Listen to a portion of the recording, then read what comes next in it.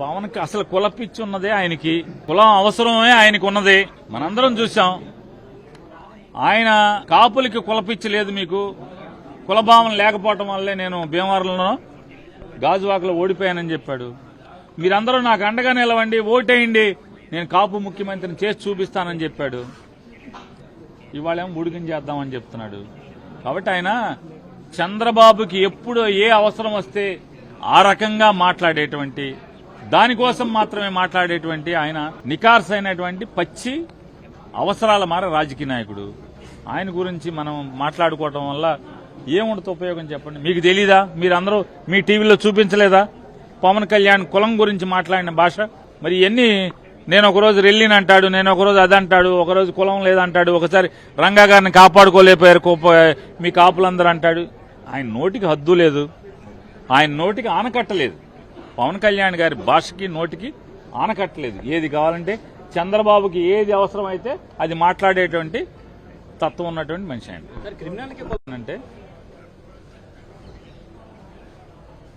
పవన్ కళ్యాణ్ గారి తీరు ఎట్లా ఉంటుందంటే, అధికారం లేకపోతే ఆయన ఎట్లా ఉంటాడంటే, అధికారం లేకపోతే ఆయన ఎట్లా ఉంటాడంటే, కాళహస్తిలో జనసేనకు సంబంధించినటువంటి ఒక కాపు యువకుడిని సీఐ, ఒక ఆవిడ లేడీ మహిళా సీఐ చంపకాయ కొట్టింది.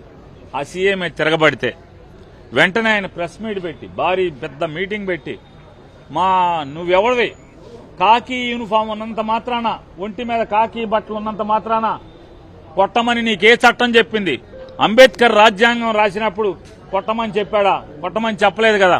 నీకెవడిచ్చాడు హక్కు? నేను వస్తున్నానని చెప్పని తిరుపతి వెళ్లి సిపిని, సంబంధిత ఎస్పీని కలిసి ఆ ఎస్పీ సిఐ మీద మరి నువ్వు ఎలా కొడతావు, మీకేం హక్కు ఇచ్చారని చెప్పని వెళ్ళి నిలదీశాడు. ఇవాళ ఏం మాట్లాడుతున్నాడు? నేను అడుగుతున్నా పవన్ కళ్యాణ్ని, రౌడీ అయినంత మాత్రాన కొట్టి చంపేసి బూడి చేసేయమని మీకు ఎవడిచ్చాడు హక్కు? ఏ రాజ్యాంగం ఇచ్చింది మీకు? ఏ చట్టం చెప్తుంది మీకు? పోలీసోడైనా చంపితే నేరం అవదా అని అడుగుతున్నాను. పవన్ కళ్యాణ్ గారు సిగ్గుపడకుండా మీరు ఒకటి చెప్పండి. మరి చంద్రబాబు నాయుడు గారు ఆ రౌడీ తల్లిని ఎందుకని కుటుంబాన్ని మొత్తాన్ని వాటేసుకున్నాడు? సీఐ మీద కనీసం శవం కనపడకుండా, శవం అనేది కనపడకుండా చట్టానికి విరుద్ధంగా 302 సెక్షన్ కింద హత్యా నేరం కింద ఎఫ్ఐఆర్ ఎట్ట కట్టారు? రేపు కేసు నిలుస్తుందా? ఈ డ్రామాలో చంద్రబాబు డ్రామా, నువ్వొక డ్రామా. అక్కడ ఆ డ్రామా కడతాడు అతను. కేసులు ఉన్నటువంటి కాపు కుటుంబాన్ని ఏమో వాటేసుకుంటాడు. ఇక్కడేమో మీరు రౌడీల్ని ప్రోత్సహిస్తారా అని ఇక్కడ మీరు మాట్లాడతారు. కాబట్టి ఈ దాగుడు మూతలు, ఈ మాటలు కాపులకి, కేవలం కాపులకి మాత్రమే కాదు, ఈ రాష్ట్ర ప్రజలందరికీ కూడా చంద్రబాబు నాయుడు గారి లేదా పవన్ కళ్యాణ్ గారి తప్పుడు రాజకీయాలు, తప్పుడు నడత, వాళ్ళ అవసరాల మారి రాజకీయాలన్నీ కూడా పసిగట్టారు.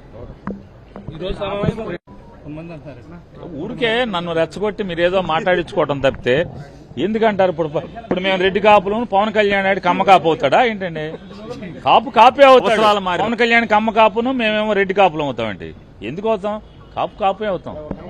పవన్ కళ్యాణ్ గారికి పదవి ఇచ్చినంత మాత్రాన, ఆయనకి చుట్టూ ఒక 100 మంది గన్మెన్లు పెట్టినంత మాత్రాన, పవన్ కళ్యాణ్ గారు ఎప్పుడు కావాలంటే అప్పుడు ప్రభుత్వ డబ్బుతో మీటింగ్లు పెట్టినంత మాత్రాన కాపు కులం బాగుపడదనేది కూటమి ప్రభుత్వం గుర్తించాలి. ఎస్, మాకంటూ ఒక నాయకుడు కావాలి, మా కులానికి కూడా ఒక పార్టీ కావాలని ఇన్నాళ్ళకి ఒక నాయకుడు రెచ్చగొడితే ఆ వైపు మొగ్గారు. కానీ ఈ రోజు కేవలం ఉప ముఖ్యమంత్రి అంటే చాలా జగన్మోహన్ రెడ్డి గారి కాలంలో ఉన్నారు మంత్రులు. వేరే ప్రభుత్వాల్లో కూడా, గడిచిన ప్రభుత్వాల్లో కూడా మంత్రులు చాలా మంది పనిచేశారు. కేవలం కాపు నాయకులకి మంత్రి పదవులు ఇచ్చిన మాత్రాన కులానికి ఒరిగిందేం లేదనేది వాళ్ళు గుర్తిస్తున్నారు. కేవలం సంక్షేమం ఒకటే కాదు, ఇవాళ అరాచకాలు, ఈ ప్రభుత్వంతో, కూటమి ప్రభుత్వంతో వేధింపులు, ఎక్కడెక్కడ ఏం జరుగుతున్నాయో అన్నిటికీ స్పందించాలని. ఇవాళ తెలుగుదేశం ప్రభుత్వానికి కాపులను ఎక్కడన్నా దుర్మార్గంగా చంపేస్తే, మట్టుబెడితే వీళ్లు రౌడీలను నిందేయటం మొదటిసారి కాదు. నాడు వంగవీటి రంగా గారిని హత్య చేసినప్పుడు కూడా ఈనాడు పత్రికలో ఎడిటోరియల్ కాలంలో కూడా రాశారు, ఒక రౌడీ షీటర్ మరణిస్తే ఎలా ఇంత రచ్చ ఏంటి, ఇంత దహనాలేంటి, ఇంత లూటీలేంటి, ఇంత దొమ్మిలేంటి అని చెప్పాను. నాడు వంగవీటి రంగా గారిని అది ఎక్కడ చూసినా ఎక్కడ కాపు యువకుడో కాపు మనిషో చనిపోతే ఏదో ఒక నిందేస్తారు. పరిటాల రవి గారు ఏం చేశాడు ఈ దేశానికి? స్వాతంత్ర సమరయోధుడా? పరిటాల రవి గారు హత్య జరిగితే దాన్ని ఒక పెద్ద పోరాట యోధుడిని మరణించినట్టుగా చిత్రీకరిస్తారు ఈనాడు, జ్యోతి, వీళ్ళందరూ. నేనంటున్నాను, ఇవాళ కాపు యువకుడైన సాయి కృష్ణ మరణిస్తే హత్య పోలీసుల చేత కిరాతకంగా దేశంలో ఎక్కడా లేనట్టుగా నాడెప్పుడో ఎమర్జెన్సీ ఇందిరాగాంధీ గారు ఉన్నప్పుడు ఎమర్జెన్సీ కాలంలో జరిగింది. బాడీ కూడా కనపడకుండా, శవం కనపడకుండా హత్య చేసినటువంటి సంఘటన పోలీసుల చేత. మళ్లీ ఇన్నాళ్ళకి హత్య జరిగితే శవం లేదు, బొయ్యికలు లేవు, ఆఖరికి బూడిది కూడా మిగలకుండా హత్య చేస్తే అది ఎలా సమర్థనీయం అవుతుంది? దానికోసం అని చెప్పని ఆ కుటుంబానికి ఆర్థికంగా కూడా అండగా నిలవాలని చెప్పని ఈరోజు ఇక్కడ సమావేశమైనటువంటి కాపు పెద్దలందరూ కూడా తీర్మానించారు. వారికి ఆర్థికంగా కూడా అండగా నిలబడటం. అలాగే ఎక్కడ కాపుల మీద దాడులు జరిగినా ఈ ప్రభుత్వం చేత, పోలీసుల చేత వేధింపులకు గురైనా, ఎక్కడ కష్టం వచ్చినా తక్షణమే టాస్క్ ఫోర్స్ కు వెళ్తాం. క్లౌడ్ ఫండింగ్ చేయాలి. క్లౌడ్ ఫండింగ్ రైజ్ చేసి వెంటనే ఆ కుటుంబాన్ని ఆర్థికంగా ఆదుకోవాలి. మానసికంగా మేమందరం కూడా వెళ్లి అండగా నిలబడాలని చెప్పని ఈరోజు తీర్మానం చేయడం జరిగింది. విద్యకి, పిల్లల చదువులకి, అలాగే వారికి ఎక్కడ వేధింపులు జరిగినా అండగా ఉండాలని ప్రాథమికంగా చేయటం. అలాగే కాపులకి రాజకీయ ప్రాధాన్యం పెరగాలి. ఇవాళ 2019లో 30 పైచీలకు సీట్లు వైఎస్ఆర్ కాంగ్రెస్ పార్టీలో సాధించుకున్నాం. మొన్న 27 సీట్లు సాధించుకున్నాం, 26 సీట్లు, 4 పార్లమెంట్లు సాధించుకున్నాం.